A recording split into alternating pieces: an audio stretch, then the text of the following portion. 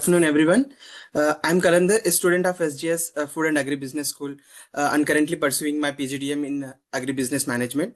So actually, it gives me a great pleasure to welcome you all today insightful session. So we are honored to have with us a dynamic sales leader who has made a significant contributions across the domains of sales, marketing, and retail strategy in Indian agricultural agribusiness ecosystem. So please join me in warmly welcoming our distinguished guest speaker, Mr. Akash Mitra, a Chief Business Officer, MandiGate. A very warm welcome to you, sir. Thank you. So, good afternoon, Akash everyone. sir brings with him. Sorry for interrupting. So actually, Akash sir brings with him over 13 years of rich and diverse experience in sales, marketing, and retail management. So, sir is also postgraduate from the Robert Gordon University, United Kingdom, and holds additional certificates from prestigious institutes like IIM and TISS. So, he also has green belt holder in Six Sigma. So, Akash sir previously worked as the head of sales at BJ, so where he has on a mission to transform how India sources and distributes fruits and vegetables. Sir's core expertise lies in the sales strategy, business development, and key account management. In addition to his corporate achievements, Mr. Mitra is a two-line LinkedIn top voice at the creator of LinkedIn newsletter, Sales Synergy Scoop. So where he shares insights on emerging trends in sales and leadership. So we are truly privileged to have with us today, and I'm sure we will gain immensely from his knowledge and experience. Let us now begin the session and hear directly from Akash sir itself. Yes, sir. Continue, sir. Good afternoon, everyone. And it's absolute pleasure to be here at SGI Foods and Agri Business School, Hyderabad. Sorry, first of all, for the delay. I want to begin by thanking the faculty for organizing this session and the students for making the time to join this session as well. Special thanks to Kalandar, our host, for the kind introduction. It's always, energizes me to speak with young minds who are preparing to lead the future of Indian food and agribusiness landscape. So today we are going to explore something that sounds a little chaotic, and rightly so. The title of our session is The Chaos Theory of Fresh Produce Sales, and why no 2 days are the same. So I'm not going to bore everyone with boring presentations, right? It's just going to be an impromptu session. I think I would love to interact. I want to take as many questions as possible within the time frame. And we can go, it could be an interactive kind of a session. So I think that makes a lot of sense. If anyone has any doubts, questions, you can feel free to ask between the session as well. So what is chaos theory? So let me start with a question. So in perspective of a sales domain, if I've sold 100 kgs of tomatoes in Hyderabad yesterday, what will I sell the same quantity today? Well, logic may say yes, but at least roughly the same. But in real world, the answer is always and almost, always it's no. And why is because selling fruits and vegetables doesn't follow a straight predictable path, right? It behaves more like a weather, and it brings us to the chaos theory. So chaos theory is a concept from mathematics and physics. It deals with complex systems where even a small change in the initial condition can lead to dramatically different outcomes. So you've probably heard of the butterfly effect as well. So the idea that a butterfly flapping its wings in Brazil could trigger a tornado in Texas. So you can Google this maybe later on and understand what butterfly effect is, and how mathematicians and how even climate leaders climate tech is heavily dependent on this ideology, and how chain reaction, which is derived from this particular theory, is reflected in sales as well. So now let's adapt to our a world where a farmer in Kolar is delaying its tomato harvest by 2 hours could cause an entire shortage in Bengaluru retail shelves by the evening. So that's how it normally works, right? So it's basically a chain reaction it takes one farmer to make a huge impact in the entire retail ecosystem, in the entire consumption ecosystem. So how fresh produce reflects chaos, fresh produce. Basically, fresh produce is a textbook example of chaos, the chaotic system. It operates at an intersection of nature, consumer behavior, infrastructure, and economics, all of which are unpredictable. There are 5 key forces that makes the fresh produce uniquely chaotic. So first, it is perishability, right? Unlike FMCG, where shelf lives are measured in months or even certain days or sometimes in years as well, fresh produce gives you a window of hours, like, right? So delay a little and the product degrades, right? Second is the supply volatility. So weather events, like weather, then mandi closure, or even bad harvest in a neighboring region can alter the entire supply chain. Third is the demand elasticity. If price rise too fast, if it rises too fast, the demand might collapse as well, or behave irrationally. Fourth, I would say it has to be the middleman effect. One agent dumping a large consignment in a mandi can distort the pricing across the states. And it happens more too often in today's world, right? So all these big players who are, you can call them commission agents or artis in local term, who are operating in mandis, they in certain cases have the power to control the prices as well, irrespective of what NAFED is doing or what other NCCF is doing, who are basically the price mediator in India, right? They want to control the pricing of fresh produce, but in certain cases it is not possible because of these RTs or commission agents. And last and fifth point I would want to highlight is the consumer preference. So imagine a health influencer posts a reel about the benefits of dragon fruit, and overnight the demand triples in a metro city. So these aren't hypotheticals, right? These are real, actual things. These are daily realities in the business of fruits and vegetables, right? Next, we can talk about the real life day of how fresh produce happens. So let me take you through a real day of my time managing the operations when I was handling. There's a division called Just Fresh with our brand in the company Bija. So we wanted to, so idea about this Just Fresh was basically we wanted to become the Amul of F&B, right? So cooperatives came into the picture. Milk cooperatives came into the picture. They created so many milk unions. We changed our buying preference from buying from regular dudwalas all the way to Amul and Mother Dairy and so on and so forth. But there has been no brand associated with any fruits and vegetables in India till now, right?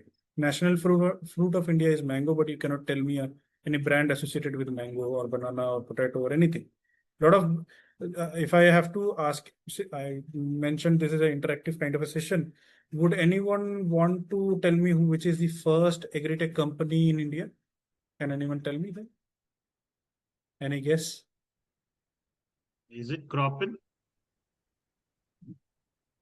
Cropin is fairly new company. We are talking about the first agri-tech company. Anyone else? So I believe the first company was ITC, and ITC Chopal. Everyone has read somewhere or other. It happened in the late 90s and the early 2000s, where they had entire cyber cafe type setups in the villages. When I didn't have computer at my home, very rural, distant farmer had access to computers. They were actually doing soil grafting, weather mapping, soil testing, water testing, everything, all kind of information, so weather mapping, everything that was happening. ITC having so much resource even they couldn't, they converted wheat flour into Ashirvad, where we used to buy it from regular chakki. Now we are, automatically inclined towards buying Ashirvad atta. But they couldn't make any brand out of fruits and vegetables. Especially, like they tried. They launched a brand called Farmland. If anyone can Google it later on, or if anyone have seen it, it was primarily focused in potatoes. But they entirely pivoted that model. I think, if I'm not wrong, the initial days when Farmland was launched, it launched when ITC had then shifted its head office to Guntur, so their agri business division. So I think since then it started, but still no one is aware of that brand name at all. They have pivoted it so many times, and they have moved to frozen now. So, but still it doesn't make any sense. So there was no brand, there is still no brand who you can associate with fruit and vegetable. There are n number of brand I can name overseas. I had the privilege of visiting so many countries, and I've seen so many brands there, be it Chiquita, be it Jespri, even some of the brands are available in India as well, be it Rocket, be it Washington, so many big brands are there in the world. But there are no Indian brands who you can, let's say, if you want to buy butter, you know that you are going to buy Amul butter or Mother Dairy butter or Govardhan butter. These are the three basic options that is there. That they are the three major contributors in the market. And same goes for milk also. Same goes for atta. Same goes for even curd, which like 15, 20 years back, even in my childhood days, I have never had any branded curd, to be very honest. But today, if I have to have raita in my house, I have to go and buy Mother Dairy or Amul Dahi. So there's an entire category that has been created, but nothing happened actually for fruits and vegetables. So that's what we wanted to build in Bijak. Because Bijak was mostly a marketplace where buyers and sellers were trading, and we had all the access of which the best buyers, where the best farmers are selling, what are the best qualities and everything. Even we had CRM team across all the mandis in India. So we wanted to do that, and so we started packing the products in our own branded packs with all the proper legal metrology levels, with expiration date, source, marketed by unit price, MRP, and even selling price per unit, which is divided by grammages, which is the latest amendment in legal metrology in 2023, if I'm not wrong. Yes. So even we were doing everything. We were procuring all the products from the farmers. We were bringing it to our warehouses. We were doing sorting, grading. We were washing. We were doing everything, and we were supplying to all the e-commerce platforms. Zepto started from our products. They started the category from there. Dunzo did the same. Spencer's we were supplying. You can name any. We were there, right? So we were delivering sorted, graded, and pre-packed fresh, produce to even the general trade stores as well, modern trade stores and quick commerce like just Zepto, Blinkit, Swiggy, Instamart, everyone, right? So how my day operation it normally worked at 6:30 in the AM, one of the trucks from Karnal got delayed. Let's assume this is a hypothetical situation. I'm just telling you. Let's say product produce has to come all the way from Karnal to our warehouse. It got delayed, and by 7 AM, the retailers in South Delhi are texting us asking why the ladyfinger has not arrived. At 7:20, we are getting notice from Ghazipur Mandi that an early morning price has surged by 4 rupees per kg, which caused by an export order that cleared night before. I think if you remember last year, the MSP 40% taxation got waived off in export, and everything changed overnight. We had orders, export orders from so many countries. We were sending containers every week, and even the local supplier whom we were supplying to, getting the products from, in Nashik. Well, it's a farmer only, FPO. Even they told us, why you are going to supply there? You sell it to me only. You buy from me and then sell it to me only. I'll pay you more. So I could have made more profit, but instead we chose this. So everything is entirely, it's like a weather which I mentioned. Nothing you can predict overnight, right? So what I was saying, so by 9 a.m. the Blinkit backend drops a fresh produce push for the day, a deal of the day or something like that, and the traffic surges in non-food categories as well. By 11 a.m., Zepto demand suddenly spikes in Lajpat Nagar, dark store, and because of the local wellness event that is happening. At 2 p.m., our procurement team reorders stock, but now at a higher logistic cost due to their revised diesel rates also, or the ad hoc vehicle that the team has to arrange. So that's how it normally works. So every single one of these events happened in a span of 6 to 8 hours, which I mentioned, and none of them were planned. It's a cascading, like a domino effect that is there. That every day it happens every day with every player who is selling fruits and vegetables. So none of them were predictable, right? But all of them were real, and that is the chaos that is in action. So no randomness, structured chaos, right? So now don't mistake the chaos for randomness. These are not random things that is happening. So these are cascading effects, right? The chaos is very much structured and highly sensitive. So while randomness is unpredictable because it has no pattern, chaos is kind of unpredictable also because it has too many patterns and interacting at once. So in fresh produce sales, mostly in sales, so these patterns are climate, soil health, labor availability, logistics, price sensitivity, weather predictions, consumer moods, and even WhatsApp forwards, right? So let's assume that there is Holi or Diwali or certain festival is happening, or maybe even Eid, and all of a sudden you will have scarcity of labors altogether. You have to go to labor chalk and find labors. The third party people will just raise their hands that we cannot supply any further labor. So you do sorting grading however you want. Machines even fail, right? There are certain sorting grading machines, packing machines, even their machinery, they're doomed to fail someday or the other, right? They will fail irrespective of whatever your maintenance happens. So the same tomato could sell at 14 rupees per kilo in one region and 40 in the other as well. So that's how it works, right? So not because of poor planning, but because of these micro patterns collided differently in each geography. So what we need to understand is chaos is not the enemy. So that is first of all that we have to understand, right? So it is the reality, and instead of fighting it, we must learn to work with it. Right? So now we come to the question that can chaos be managed?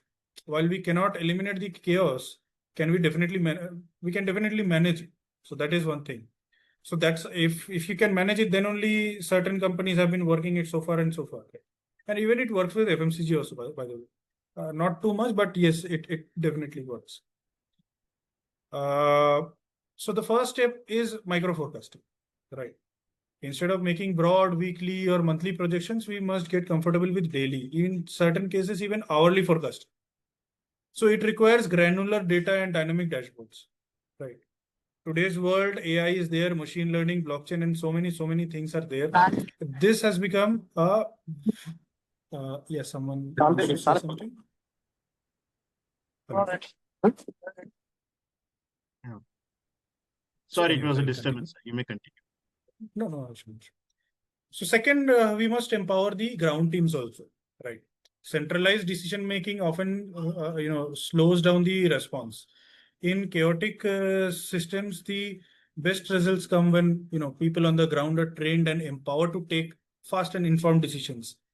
Let's say, how should I say? Let's say let's assume we all are a company, right? We have procured 25 ton of onion.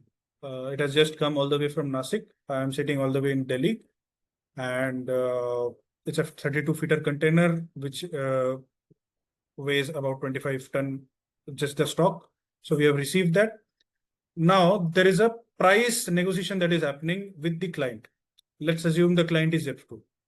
Now he is asking for a 30 rupees rate, net rate, right? Now I have purchased at 28 rupees landing at my warehouse. Now I have to invest in last mile logistic to get the product delivered. Now, if there is certain rejection at the spot of receiving, he will get it, give it back. So I have to again apply reverse logistic on that. So first I'll include 2 rupee, 1 to 1.5 rupees last mile logistic, and again 1.5 rupees reverse logistics. So it goes to around 3 rupees additional. So 28, 29, 30 and 31. So 31 is my base cost without my profit, right? Now I have to have some sort of profit. Of course, we are a company, right? All the SGI Food and Agri Business and this company. So now I have to negotiate.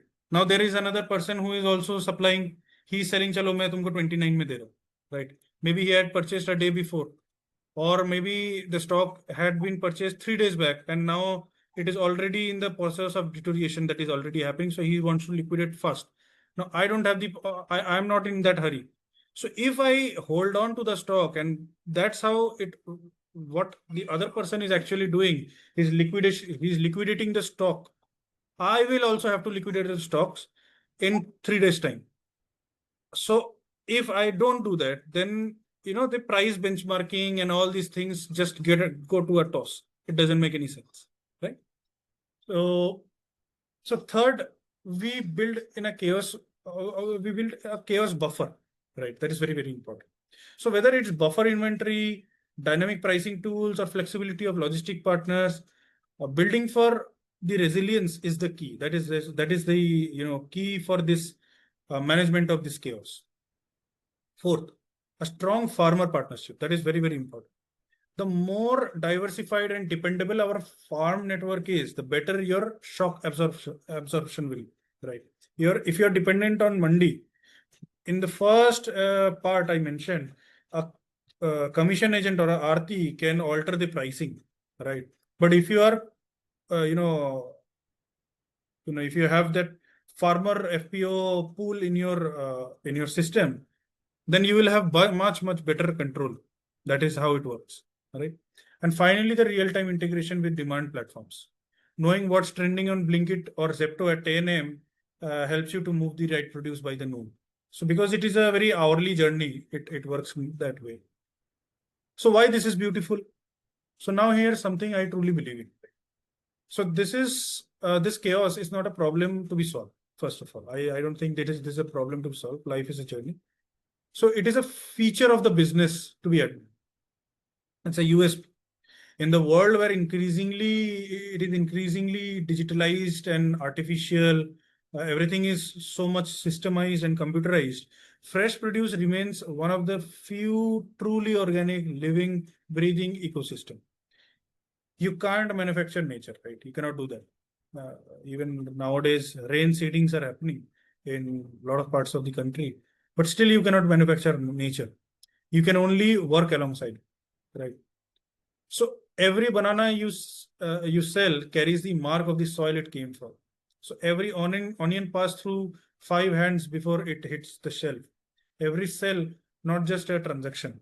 It's just but a story of how a fruit is made, its journey from farm to fork through a chaotic yet connected web of systems. So if I think we'll make it very, very short because time is running by. So lastly, I would say embracing the chaos theory, what we mentioned.